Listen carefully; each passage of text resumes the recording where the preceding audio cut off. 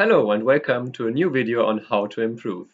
I'm GoDave89, I'm a Go streamer, Go teacher and now YouTuber. And in my last video on this topic, I mentioned databases as one of my tools. In this video, I will go into more detail on how to create and use those.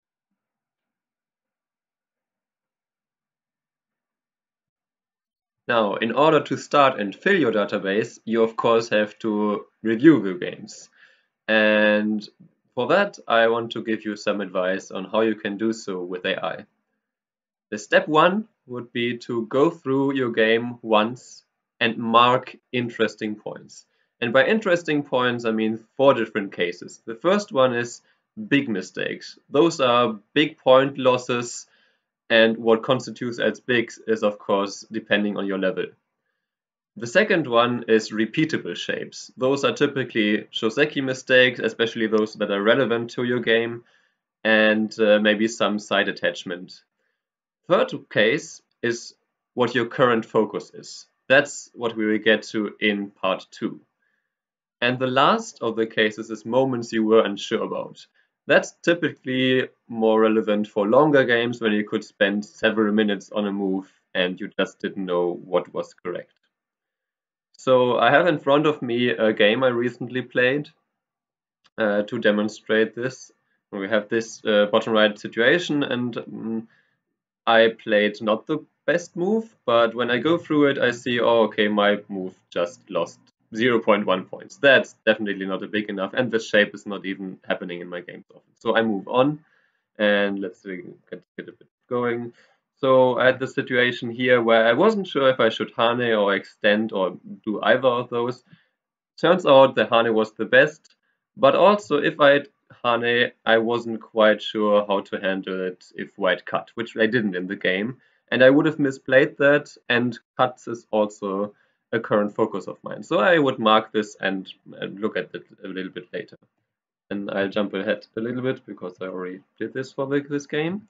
So now here we have a point which was actually a point where I wasn't sure about it, but also it was a big mistake. It was a 5-point loss, which in my case is already quite a big mistake. So I would go through the game like this and mark the interesting points in the first go around. Now the second step is to go through the marked points of interest, explore them, and select the ones that are actually relevant to you. I want to stress this, and especially if you're new to this whole concept or reviewing in general, don't bother with small mistakes unless they are extremely relevant to you. Otherwise, you will get lost in detail, and that defeats the whole purpose of finding out what is the thing you actually need to focus on. For example, I have this position that I had earlier, and you can see the marked points here. And this one was actually big, and I explored and I found out, okay, in ideal variations, I live on the left side and the middle is still a ko, and I just gained something from that. So that's interesting to note that I can make some kind of trade there. However, just one move before that, I wasn't sure if I should take or connect here, and it turns out it's just the difference of taking the ko first, which in this case is just worth 1.5 points. And in most cases, that is not what will lose me my games. So it's not relevant enough, and I just skip it. I at most make a mental note of that and move on. The last thing you want to consider before making a mistaken entry is if you can actually make use of what AI is telling you. It doesn't make much sense if in order to make use of the best move, you also have to find a complicated 20-move sequence that is far beyond your current reading level or understanding. Personally, I have very few entries where I even explore more than 10 moves ahead. So make sure you understand what is going on and don't just make an entry, it was a mistake because AI said so. Now the last step, of course, is to create an entry, and for that I would take a screenshot of the position and in the title describe what I did wrong and, if that's not already obvious, what I should have done instead. For example, in this position, I completely underestimated how valuable second axis towards the center for me is, and also that it is actually centered.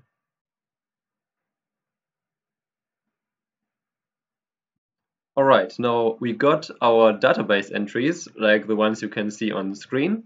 And now what do we do with them? Well, the general idea is to grow your database for a while and start finding common mistakes. When I first started using this 5 years ago, I didn't even have an idea what I want to do with them. I just was happy that it made me play and review on a regular basis, and that was already a good enough reason for me to just continue collecting. But after a while, I noticed a trend in my games. I noticed that I tended to play on the side way too early. I was very content in getting big points on the side. And often in these cases, there was a big fight going on in the center, or there was a big Moyo building, and I would always miss out on keeping the initiative there or preventing the opponent from building something way too big. And so I put the pieces together and I found out that I had this urge to play these big moves without much regard to what's actually going on the board. So my first database ended up having the title Low and Slow.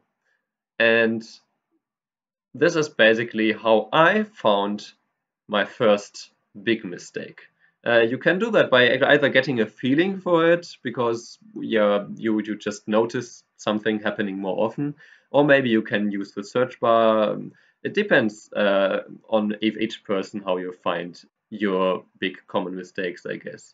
But this is the core reason for this database. Once you find out what is your biggest mistake, what is happening over and over again on your games, and if that's reading mistakes, then do Zomego.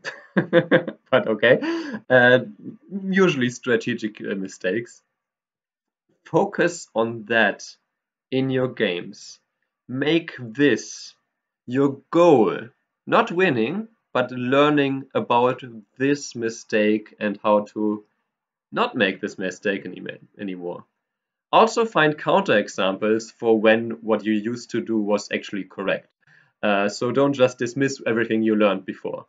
But the point is that you can focus on this specific mistake, build a new database with just that focus, but also keep looking for other big mistakes. And ideally, after some time, you start making this kind of mistake less and less. And another mistake emerges to be your biggest mistake. And that will be your next big focus.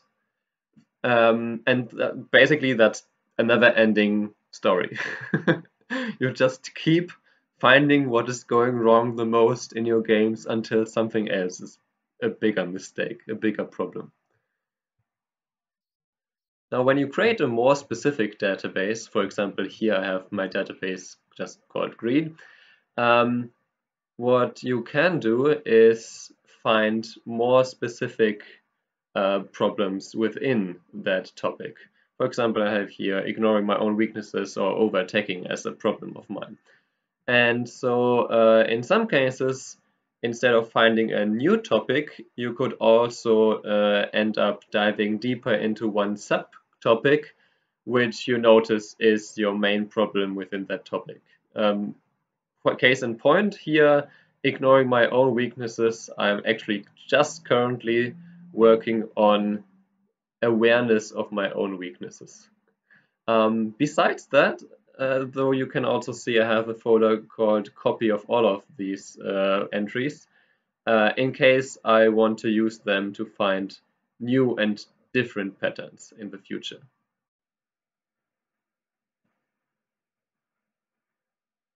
So in this last part, I want to share a couple of different ways to organize your databases additionally.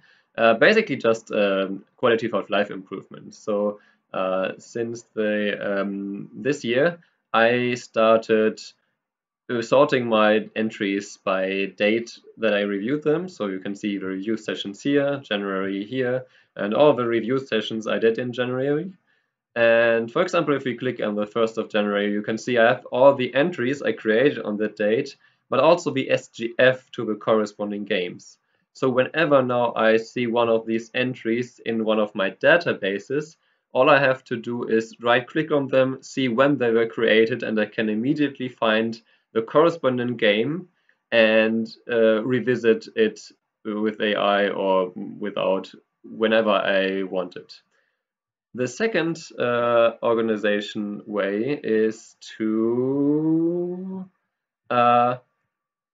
that I started just getting one main lesson from each game. So, for example, if I go to January again, I have one entry to one corresponding game, which I changed the SGF title as well to make it even more easy to find the corresponding game.